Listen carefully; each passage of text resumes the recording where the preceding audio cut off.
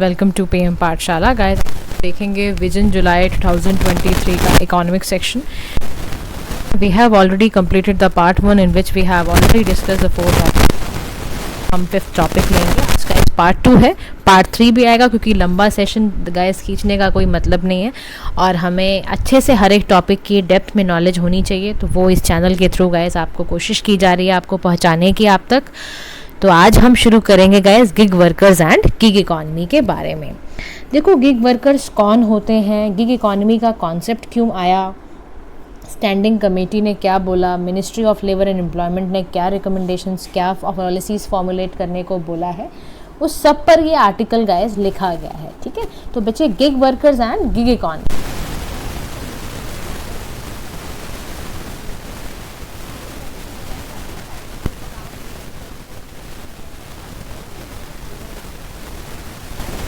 Formulate की जाए policies में, कुछ ऐसी चीज़ें वेलफेयर स्कीम्स के लिए लेके आई जाए जो गिग वर्कर्स को वेलफेयर दे पाएँ। ठीक है, अल्टीमेट क्या है कि वेलफेयर करना है किनका, gig workers in the country. अब मैं आपको सब बताऊंगी इस आर्टिकल में कि क्या है गिग इकॉनमी, समझ लो कि किस पे बात हो रही है। अब G20 का labour and employment minister meeting 2023 में कंक्लूड हुआ। इसमें एक आउटकम को अडॉप्ट करने को बोला है, that is sustainable social protection for gig and platform workers. ठीक है, आपके गिग वर्कर्स, प्लेटफॉर्म वर्कर्स जो होते हैं उनके लिए है ये। राजस्थान स्टेट गवर्नमेंट ने ऑलरेडी इस पे काम करा है, वो एक क्रिएट कर चुके हैं, उसका एक बिल का नाम भी है राजस्थान आपका platform based gig workers welfare board है, जिसमें गिग वर्कर्स के मेंबर्स भी हैं, एग्रीगेटर्स हैं, सिविल सर्वेंट हैं। तो उसमें ना डेटाबेस बनाना है। स्टेट गवर्नमेंट ने क्या करा है, डेटाबेस मेंटेन कर लिया है गिग वर्कर्स का, और एक उनके लिए ना यूनिक आईडी दी है, यूनिक आईडी दी है for every one of them. ठीक है, अब हम समझते हैं gig economy and gig worker के बारे में। देखो गिग इकॉनमी सबसे पहले समझना है कि क्या होती है। है एक ऐसा फ्री मार्केट सिस्टम जिसमें कि टेम्परेरी पोजीशंस कॉमन है, ऑर्गेनाइजेशन का कॉन्ट्रैक्ट बेसिकली इंडिपेंडेंट वर्कर के साथ हो रहा है, मतलब फ्री मार्केट सिस्टम है। और यहाँ आ रहा है इंडिपेंडेंट ज्वाइन कर लेते, जैसे आपने स्विगी सुना, उबर के वर्कर्स को देखा होगा आपने, है ना, ये सारे जोमेटो के वर्कर्स को देखा होगा, शॉर्ट टर्म एंगेजमेंट होता है। तो गिग वर्कर्स का मतलब है जो वर्कर की लाइवलीहुड ट्रेडिशनल एम्प्लॉयमेंट से हटकर, तो या तो वो ऑनलाइन सॉफ्टवेयर के थ्रू मेंटेन करते हैं, ऐप्स के थ्रू, मैंने आपको बताया स्विगी, ओला, उबर, ये सारे जो हैं। कुछ वर्कर्स ऐसे भी होते हैं जो आपकी नॉन प्लेटफॉर्म गिग वर्कर्स के फॉर्म में होते हैं। अब नॉन प्लेटफॉर्म गिग वर्कर्स क्या होता है, यार जनरली कैजुअल बेस्ड होते हैं, ओन अकाउंट वर्कर्स होते हैं कन्वेंशनल सेक्टर में, ये इंगेज करते हैं पार्ट टाइम या फुल टाइम, इस तरह से गाइस ये चलते हैं।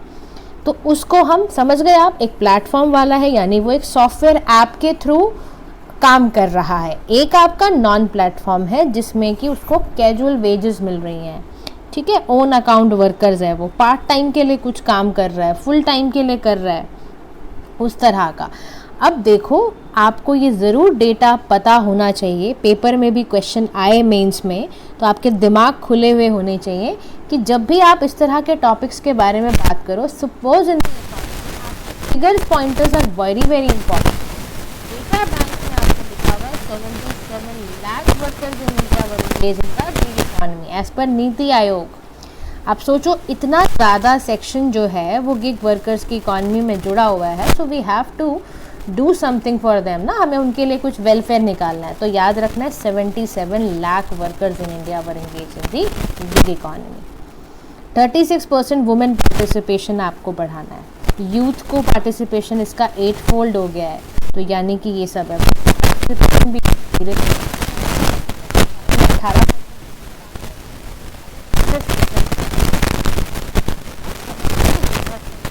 गिग इकॉनमी अचानक से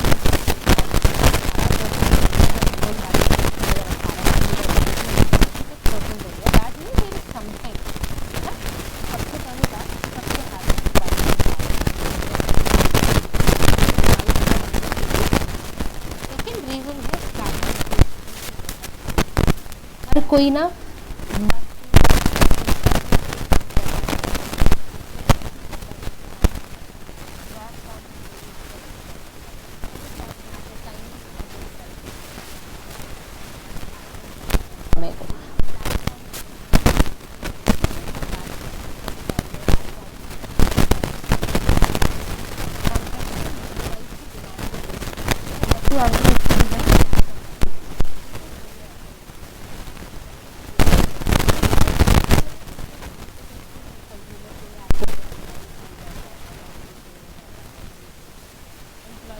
फ्लेक्सिबल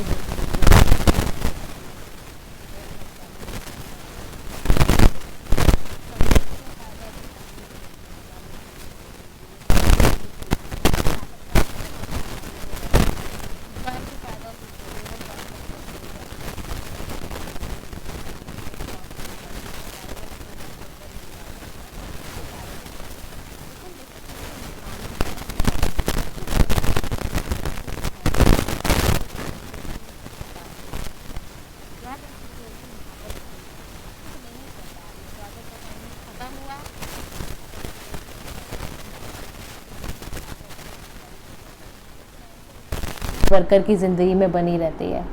उसके बाद इनकम की इंस्टेबिलिटी रहती है। जो गिग वर्कर है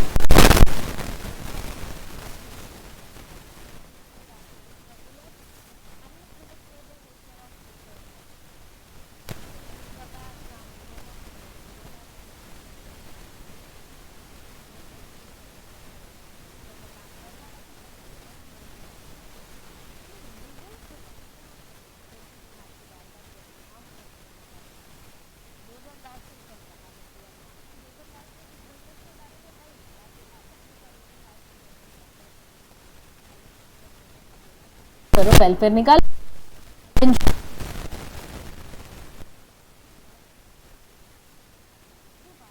इक्वल बार्गेनिंग पावर की भी बात है। जो गिग वर्कर्स हैं they need more bargaining power कि वो फेयर कंपनसेशन को नेगोशिएट कर पाएँ, वर्किंग कंडीशंस को कर पाएँ। पेमेंट इश्यूज़ हैं, डिलेड है, नॉन पेमेंट है वेजेस का। ट्रेनिंग एंड अपस्किलिंग की बात है। जो गिग वर्कर्स है ऑफन हैव लिमिटेड अपॉर्चुनिटी, है ना। अब देखो जो गाड़ी चला रहा है, टैक्सी ड्राइवर है या स्विगी का वर्कर है, उसका कहाँ कुछ स्किल मिल रही है आप बताओ। वो सामान लेकर आ रहा है, छोड़ रहा है आपके घर में, चला जा रहा है, क्या कोई करियर एडवांसमेंट, कोई ग्रोथ नहीं। तो प्रेजेंटली 47% जो गिग वर्कर है वो बेचारा मीडियम स्किल्ड जॉब में है, 22% हाई स्किल्ड में है, 31% लो स्किल्ड जॉब्स में है। सोशल स्टिग्मा बहुत ज़्यादा लगा हुआ है कि जो गिग वर्कर है ना इंडिया में वो टेम्परेरी है, लो पेमेंट ऑप्शन है, तो लोग इसे कहते हैं कि है क्या काम कर रहा है ये, इस तरह से उसको देखते हैं। ये सारी बातें वे फॉरवर्ड में देखो आप, recognition of gig workers under labour laws, यानी कि जो गिग वर्कर्स है उसको कॉन्ट्रैक्चुअल लेबर्स के थ्रू ही ट्रीट करा जा रहा है। कंपनी उसको ऐसे नहीं बोल रही है कि तुझे जॉब मिल रहा है, ऐसा कुछ नहीं है। तो आपको कुछ ऐसा करना चाहिए कि company should provide them with recognition for the job done, उसको कुछ तो रिकॉग्नाइज करो। जैसे देखो अभी ना एक रिकॉग्निशन मिला है, जोमेटो वालों ने एक बहुत अच्छा इनिशिएटिव निकाला। एक लेडी ने एक दिन में 24 डिलीवरीज की थी। If you have heard about this news तो you can quote these things ना, ऐसे एग्जाम्पल आपको पता होने चाहिए कि जोमेटो ने किया तो उसको रिकॉग्नाइज़ किया गया, उसके फ़ोटो वोटो आई थी न्यूज़पेपर में, उसको रिकॉग्नाइज़ किया गया, उसको कुछ इंसेंटिव दिए गए, कमीशंस दी गई, अवार्ड दिए गए। ये करने की बेहद ज़रूरत है ताकि उसको समझ आए कि वो जो कर रही है उसकी भी कुछ कीमत है। फिर प्रोवाइड एश्योर्ड मिनिमम अर्निंग्स, कि कम से कम, जैसे देखो अभी ब्लिंकिट के जो वर्कर्स थे उन्होंने बड़ा प्रोटेस्ट करा कि भाई आपने 1200 रुपये पर डे देते थे, अभी 700-800 की बात कर रहे हो, तो ये चीज़ें ठीक नहीं है। मिनिमम अर्निंग उसको दो आप। उसके बाद सोशल सिक्योरिटी कवर, जैसे उसको इंश्योरेंस दे दिया, प्रोविडेंट फंड दे दिया, इसीलिए यही सब चीज़ें अभी कोड में लिखी जाएंगी। सोशल सिक्योरिटी का कोड इम्प्लीमेंट तो उन पर भी करो ना, गिग वर्कर्स का भी तो वेलफेयर करो, चाहे उनके लिए आप प्रपोज करो, बोर्ड वोर्ड बिठाओ, उन पर काम करने की ज़रूरत है। एक्सेस टू फिनेंस होना बहुत ज़रूरी है, इंस्टीट्यूशनल क्रेडिट उन्हें मिले, इंटरेस्टेड जो भी ना प्लेटफॉर्म से प्रायोरिटी बेसिस पे उनको दिया जाए, those interest in setting up their platform on a priority basis, तो उसको भी हेल्प करो आप, प्लेटफॉर्म वर्कर्स को भी एक्सेसिबल बनाओ कि वो कर पाए। ठीक है, तो this is about gig economy. Now let's come to the FPI, foreign portfolio investment के बारे में आज डिस्कस करते हैं। तो गाइस देखो, फॉरेन पोर्टफोलियो इन्वेस्टमेंट, ठीक है, सेबी सुना है आपने, security and exchange board of India, इसने अपना एक कंसल्टेशन पेपर रिलीज़ किया, मैंडेट दी उसके अंदर, और उसने बोला कि एडिशनल डिस्क्लोजर करना है identified high risk foreign portfolio investors का।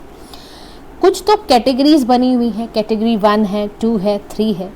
कैटेगरी 1 में एफपीआई के government and government related foreign investors होते हैं, सेंट्रल बैंक है, सॉवरेन वेल्थ फंड वाले कैटेगरी 1 में आते हैं, फंड पोर्टफोलियो इन्वेस्टर के फॉर्म में। कैटेगरी 2 में वो बंदे आते हैं जो म्यूचुअल फंड में लगा रहे हैं, इन्वेस्टमेंट ट्रस्ट, इंश्योरेंस कंपनी, ये आती हैं। इसके अलावा चैरिटेबल जो आपकी सोसाइटी वगैरह हैं, कॉर्पोरेट बॉडीज़ हैं, कैटेगरी 3 में आती हैं। अब this has been done to enhance trust in the Indian security market. High risk FPIs हैं, यही सबको। अच्छा, to minimise any inconvenience of the FPI ecosystem, limited number of objectively identified high risk FPI की ज़रूरत है। अब FPI यानी कि फॉरेन पोर्टफोलियो इन्वेस्टर होता क्या है? देखो, ये ना एक रूट है फॉरेन इन्वेस्टमेंट करने का। इसमें आप क्या करते हो, हमने ना मर्ज किया था, 2 एग्जिस्टिंग मोड ऑफ इन्वेस्टमेंट को मर्ज किया था। एक हमारे पास हुआ करता था foreign institutional investor and qualified foreign investors, को हमने मर्ज कर एफपीआई बनाया है। इंडिया में जो एफपीआई यानी कि जो फॉरेन पोर्टफोलियो इन्वेस्टमेंट है, उसका स्टेटस है कि ये फ्लक्चुएट करा है drastically in the past decade. Magnitude जो इसका हुआ है वो आपका close to 0.6% of the GDP पे कंट्रीब्यूट कर रहा है। अब जो एग्जिस्टिंग प्रोविजंस हैं एफपीआई के, उसको पहले देखो।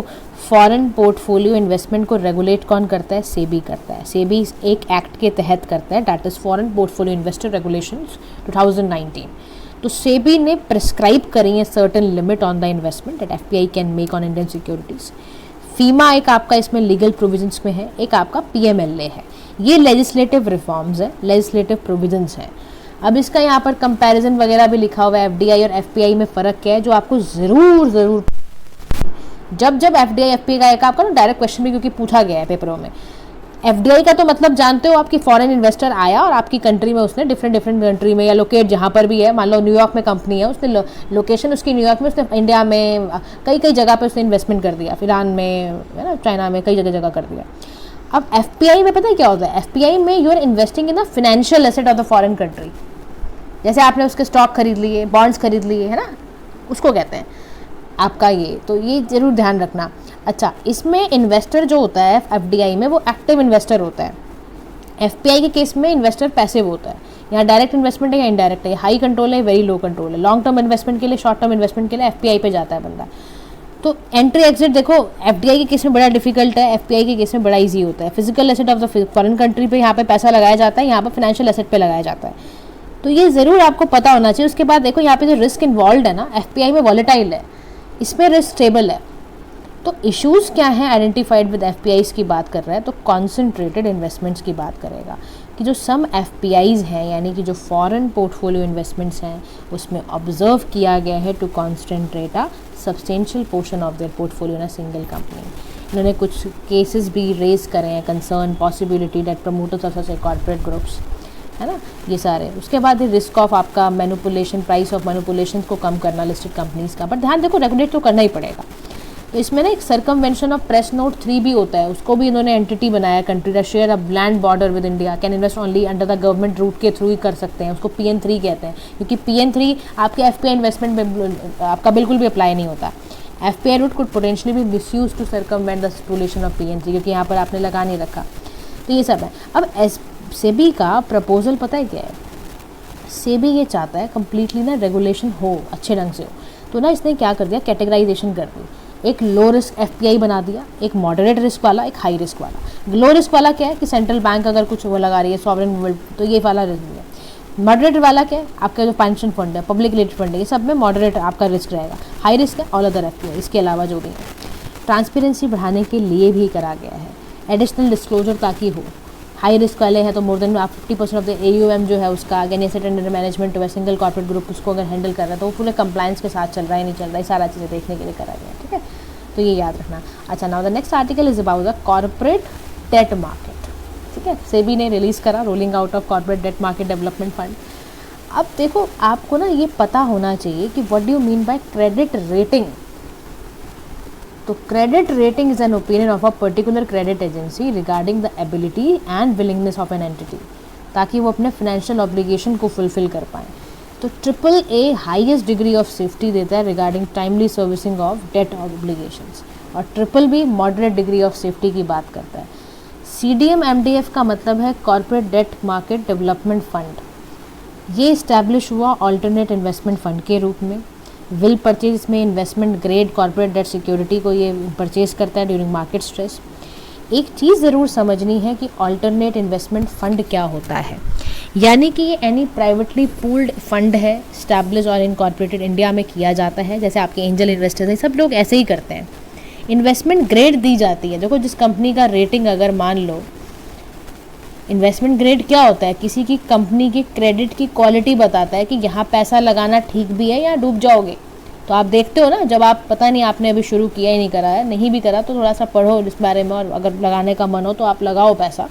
तो company must be rated eight BBB और हायर टू बी कंसिडर्ड। अब ऑब्जेक्टिव क्या होता है, देखो, during market stress date market में कुछ रिडेम्पशन प्रेशर्स होते हैं ओपन मार्केट के अंदर, और it will help the market by providing liquidity access in such times. Contribution to the fund shall be mandatory, और टेन्योर है 15 साल का इनिशियली, और बाद में सेबी के मैंडेट पे चलना होता है। कॉर्पोरेट डेट मार्केट का सीधा मतलब क्या है, देखो, डेट मार्केट को बॉन्ड मार्केट भी कहते हैं, फिक्स इनकम मार्केट है, क्रेडिट मार्केट है, कलेक्टिव नेम है given to all trades and issues of debt securities. Market इसमें डिवाइडेड है आपके गवर्नमेंट डेट मार्केट में, कॉर्पोरेट डेट मार्केट में।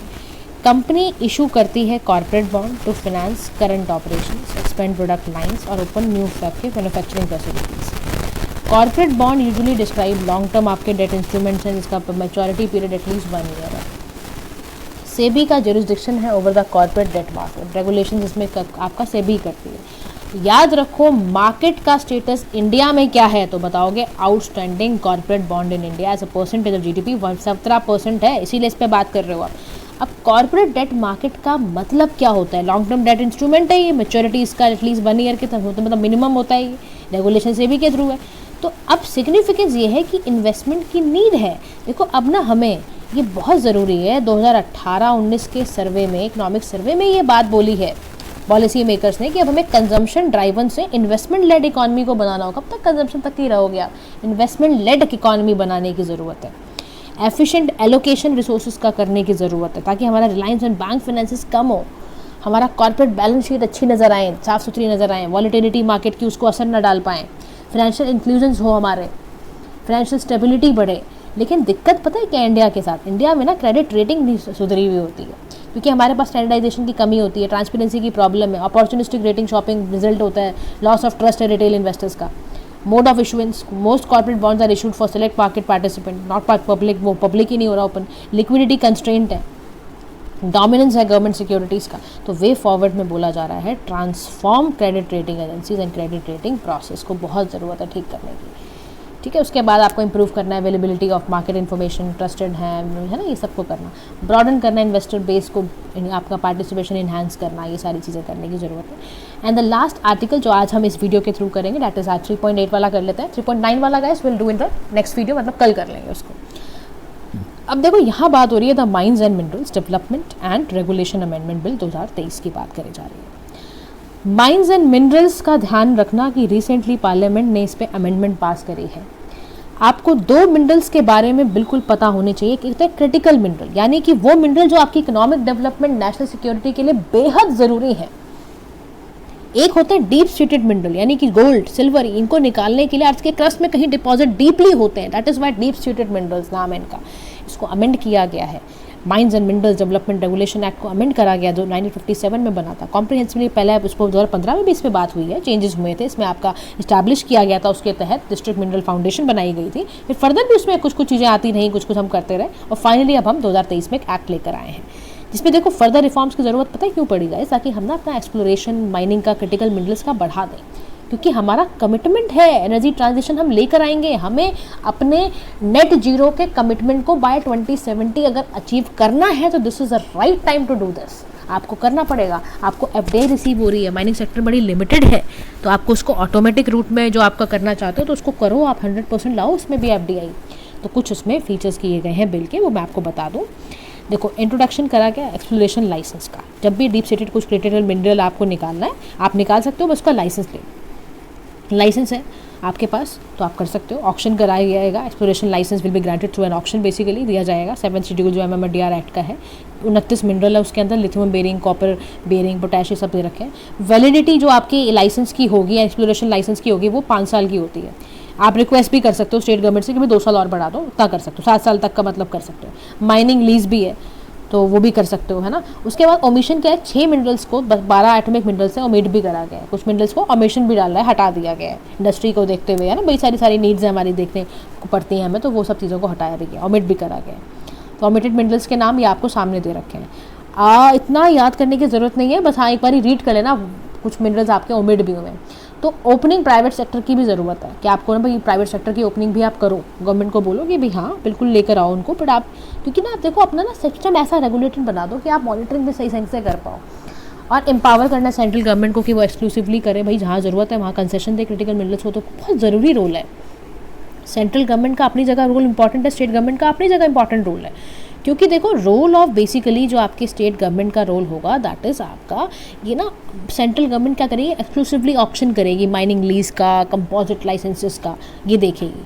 स्टेट गवर्नमेंट का रोल क्या है कि even though the central government would conduct the auction, mining lease है, कंपोजिट आपके लाइसेंस है for this mineral, successful bidders मिले आप, will be only be granted by the state government only.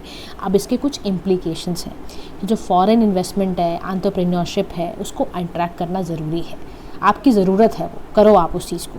Private participation बढ़ाओ, advance technologies का इस्तेमाल करो, expertise का इस्तेमाल करो एक्सप्लोर करने के लिए, अपने इस प्रोसेस को और स्पीडअप करो। 19 ब्लॉक्स आपने खाली ऑप्शन किए बाय स्टेट गवर्नमेंट, जबकि 107 ब्लॉक आपके पास पड़े हुए हैं, तो ऑथराइज़ करे ना सेंट्रल गवर्नमेंट, ताकि वो कंसेशन वगैरह दे, पेस ऑफ ऑक्शन को इंक्रीज़ कर ले, अर्ली प्रोडक्शन बढ़ाए। इंपोर्ट डिपेंडेंसी को बढ़ाने की बिल्कुल ज़रूरत नहीं है, आप प्लीज़ रोक दो इंपोर्ट का, इतना मत इंपोर्ट करा करो, अपनी ही कंट्री में एक्सप्लोर करो। Given the importance of critical minerals for economic growth, climate action, national security. आप सोचो वाई वी आर सेइंग कि एक्सप्लोर करना ज़रूरी है, क्योंकि क्रिटिकल मिनरल्स की इंपॉर्टेंस आपकी इकोनॉमिक ग्रोथ, क्लाइमेट एक्शन और नेशनल सिक्योरिटी के लिए भी है गाइस। इसीलिए इसका एक्सप्लोरेशन और जुडिशियस यूज़ बेहद ज़रूरी है। और फिर आप सेल्फ रिलायंस भी होना चाहते हो, आप आत्मनिर्भर भारत भी बनना चाहते हो, आप मेक इन इंडिया को भी फॉलो करना चाहते हो, तो it is very important to explore these resources judiciously, ठीक है, अच्छे से उसको करना है। तो guys this is about these articles. मनरेगा, MG नरेगा हम कल के उसमें ले लेंगे। अभी आप प्लीज़ ये 4-5 जो मैंने आपको टॉपिक्स बताए हैं, 4 आर्टिकल्स, प्लीज़ इसको ध्यान से करिए। जब मैं समझा दूँ आप उसके बाद अपने वर्ड्स में इसको लिखना भी सीखो, ताकि ना आपके देखो 4 क्वेश्चंस प्रिपेयर हो जाएंगे। इसमें भी कई बार इसमें 2-2 क्वेश्चंस भी आ जाते हैं ना, तो आपको एटलीस्ट वो प्रिपेयर करते रहना है, ठीक है। Thank you so much for listening, do like, share and subscribe to PM Pathshala. Have a nice day to all.